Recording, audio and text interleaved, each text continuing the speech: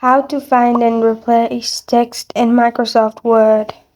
Hi everyone, I'm here to assist you today. Without any delay, let's jump right in. First, open Microsoft Word and click on Home at the top. In Home, you'll find Editing on the right side. Click on it and then click on Replace. After that, click on Find Word. Type in the word you want to replace. Then replace with at the bottom.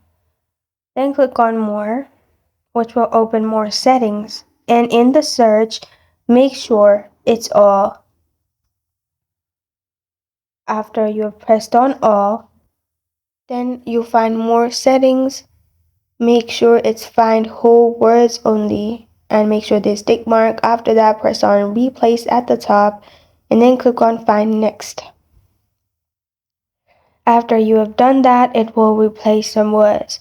But if you want to replace it all, you can press on replace all at the top and then press on find next and you're good to go. And this is how to find and replace text in Microsoft Word. Thank you for joining me today. If this video helps you out, please leave a like and subscribe for more. Got a question or want to suggest a topic? Comment below. Thank you for watching.